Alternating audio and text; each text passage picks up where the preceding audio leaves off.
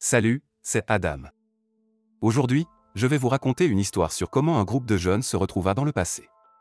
L'un d'entre eux tomba amoureux d'une reine, et ils participèrent à une bataille médiévale. Vous pouvez vous abonner à la chaîne après avoir regardé, cela nous aide beaucoup à réaliser le contenu. Un homme âgé conduit à travers le désert et manque de peu de heurter un homme blessé qui apparaît de nulle part. L'homme mourant prononce le mot « Castelgar » avant d'être emmené à l'hôpital, où il décède plus tard. Après avoir examiné le corps, le médecin traitant, le docteur Kova, informe le shérif que les organes du défunt étaient désordonnés. Le seul objet trouvé sur l'homme est un médaillon portant les lettres ITC gravées dessus. Un homme nommé Frank Gordon de l'ITC réclame le corps du défunt, Vincent Taube. Pendant ce temps, Robert Doniger ordonne à Frank de récupérer le corps de Vincent et les enregistrements en urgence. Robert demande si Decker était avec Vincent, mais Frank déclare que Vincent était seul. Robert exprime sa préoccupation que si la nouvelle de la mort de Vincent se répand, cela ruinerait l'ITC. Il spécule sur la façon dont Vincent s'est retrouvé dans le désert, Robert attribuant franchement sa mort à la stupidité. À l'hôpital, le shérif interroge Frank sur la signification de Castelgar, le seul mot prononcé par l'homme mourant, mais Frank nie toute connaissance à ce sujet. En France, le professeur Edward Johnston dirige une excavation archéologique près du château de la Rogue dans le village de Castelgar. Il explique à ses étudiants, y compris son fils Chris, comment les Français ont chassé les Anglais de cette région pendant la guerre de Cent Ans. L'archéologue écossais André Marek ajoute que l'exécution de la sœur du commandant Arnaud, Lady Claire, a contribué à la victoire de la France contre les Anglais dans la guerre. Plus tard, Chris exprime sa préoccupation à son père au sujet de leur sponsor, Doniger, dépensant trop d'argent pour la fouille. Edward prévoit de se rendre en Amérique pour interroger Doniger. Il met en garde Chris de ne le dire à personne, en particulier à Kate Erickson, indiquant qu'il est conscient de l'attirance de son fils pour son étudiante. Edward pense que leur relation ne fonctionnera pas car Kate est dévouée à l'archéologie tandis que Chris n'en veut rien avoir à faire.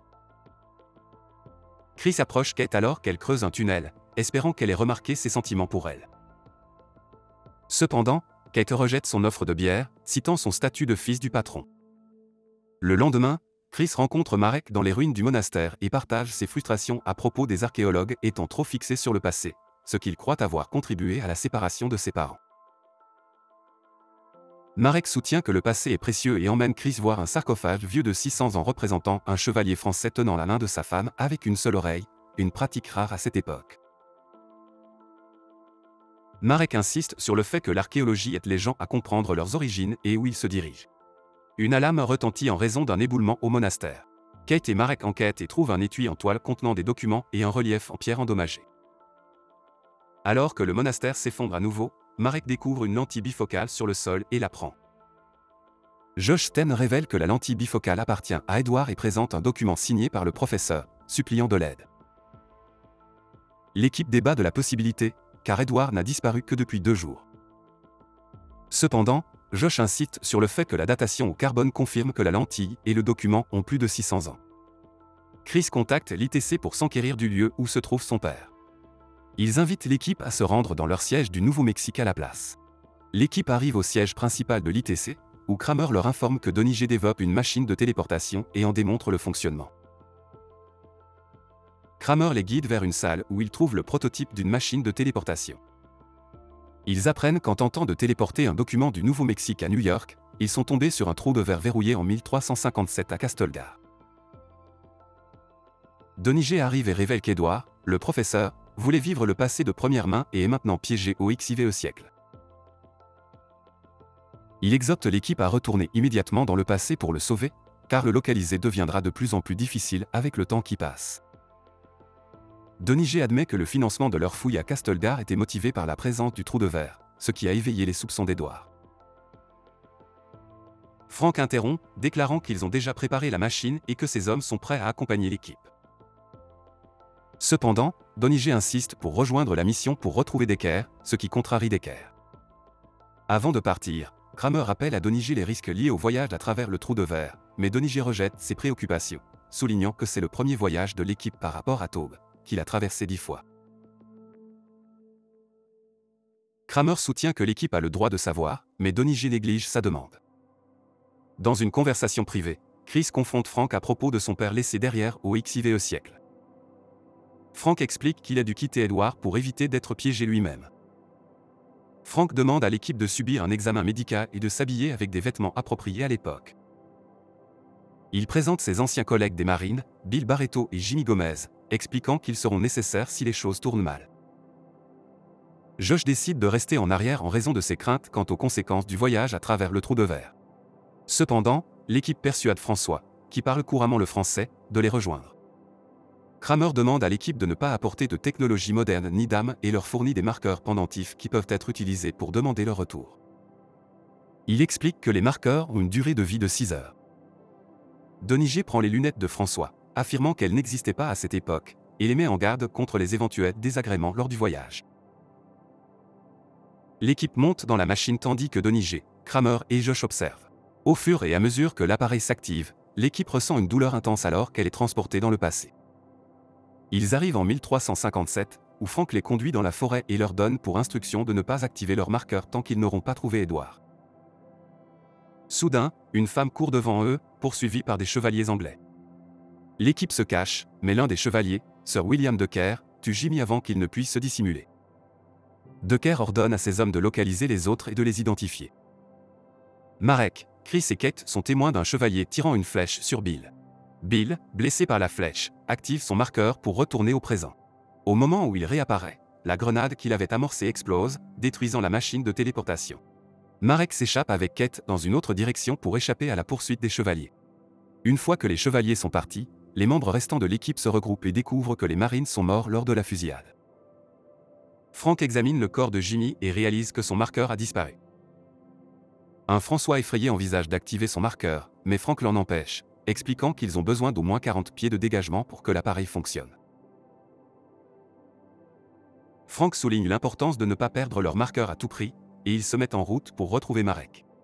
Marek trouve refuge dans une grotte dissimulée, où il rencontre la femme. Alors que les chevaliers fouillent la région, les Français arrivent soudainement et attaquent les Anglais.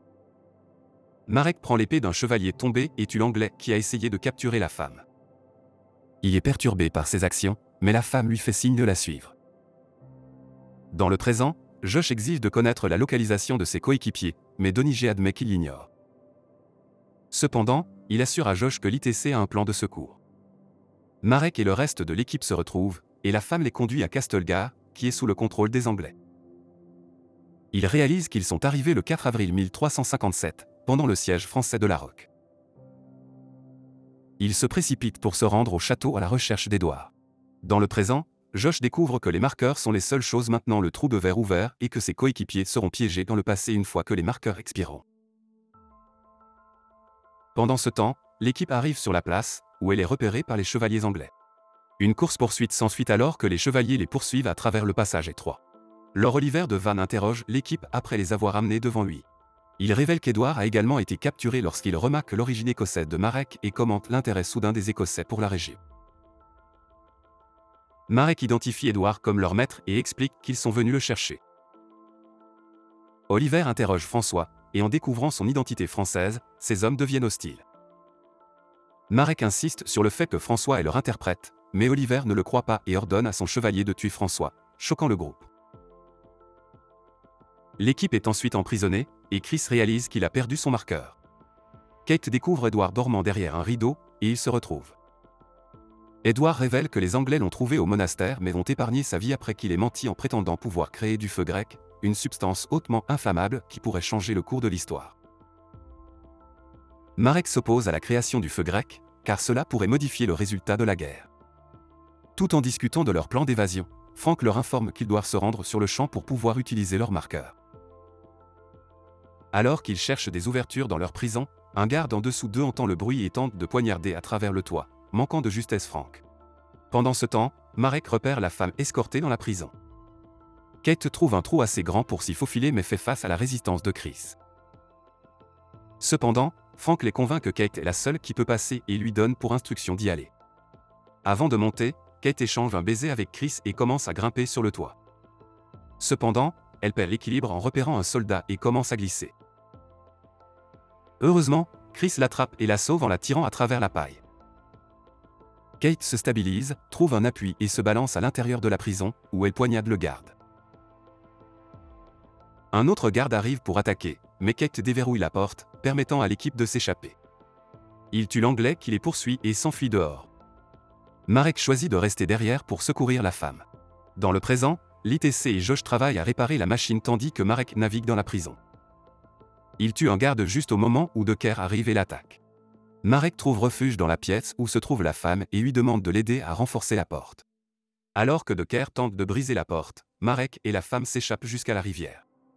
Pendant ce temps, Kate refuse de partir sans Marek, mais Frank lui rappelle que son travail est de récupérer le professeur et de ne pas s'occuper d'eux.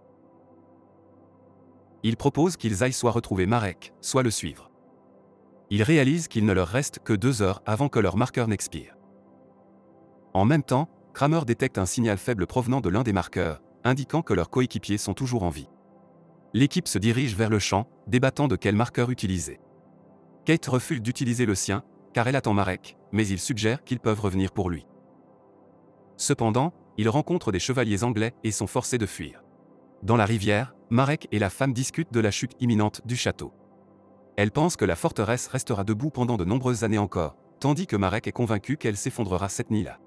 Ils entendent l'approche des soldats anglais et se précipitent rapidement vers la rive. Des chevaliers français les interceptent, et Marek réalise que la femme est Lady Claire.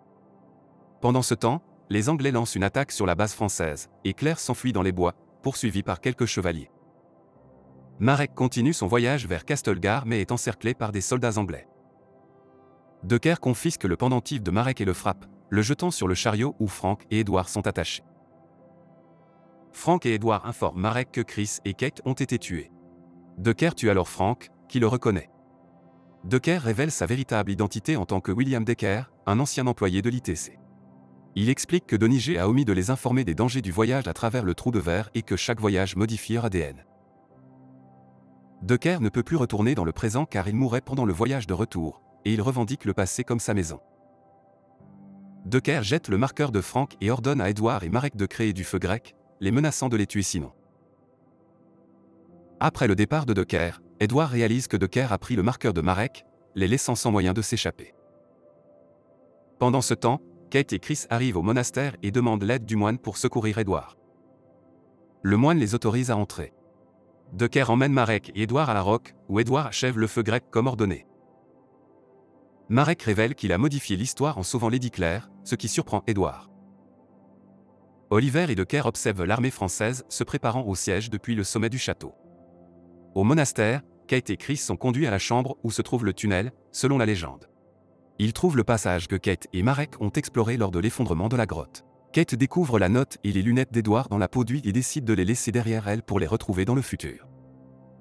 Elle réalise que le tunnel se trouve derrière le relief de pierre, qu'elle a involontairement détruit. Avant d'entrer dans le tunnel, Kate demande à l'un des moines d'informer Arnaud. Les Français poursuivent leur attaque sur le château, utilisant des trébuchets pour lancer leur assaut. Dans le tunnel, Kate et Chris atteignent une impasse. Arnaud et ses 20 hommes se dirigent vers le monastère, suivant les informations sur le tunnel qui les mènera à la victoire. Dans le présent, Kramer découvre que Donigé rassemble les affaires de l'équipe et réalise qu'il n'est pas disposé à les aider à revenir. Donigé explique qu'il protège les intérêts de la société et pousse Kramer, le faisant heurter la tête contre une barre d'acier. Marek apprend que Claire a été kidnappée et est sur le point d'être pendue pour forcer les Français à se rendre. Animé par la colère, Marek décide de la sauver, peu importe les conséquences potentielles sur l'histoire. Arnaud et ses hommes atteignent la fin du tunnel et rencontrent Chris et Kate. Méfiant au départ, Arnaud est sur le point de les tuer quand Chris et Kate expliquent qu'ils sont du même côté. Marek menace de faire sauter le château avec sa torche imprégnée de feu grec si Claire n'est pas libérée. Docker tente de l'arrêter, mais Marek jette la torche, provoquant une explosion. L'explosion dégage le tunnel, permettant aux soldats français de s'approcher du château. Arnaud et Oliver s'engagent dans un combat, qui est interrompu en cours de route. Marek tente de détacher Claire, mais Docker l'attaque. Ils finissent par rouler sur les remparts, se battant l'un contre l'autre. Oliver prend l'avantage dans son combat contre Arnaud, sur le point de porter le coup final, mais Chris intervient et le met à terre. Enragé, Oliver s'en prend à Chris, mais Arnaud profite de la situation et tue Oliver.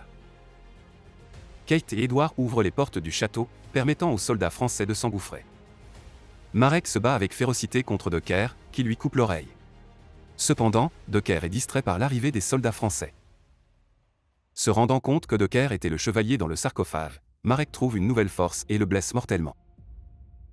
En bas, Kate, Edward et Chris tentent d'utiliser le marqueur, mais n'arrivent pas à l'activer.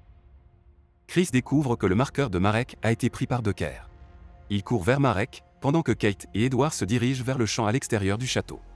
Marek cherche son marqueur sur le corps de Decker. Dans ces derniers instants, Decker demande à Marek de le ramener chez lui. Marek lance son marqueur à Chris et décide de rester derrière, affirmant qu'il a déjà trouvé son chez-soi en regardant Claire. Dans le présent, Josh enferme Donnie J à l'extérieur du bureau. Cependant, Donnie J parvient à pénétrer dans la machine pour arrêter la téléportation, mais elle se referme avant qu'il puisse intervenir, indiquant que l'équipe a activé le marqueur.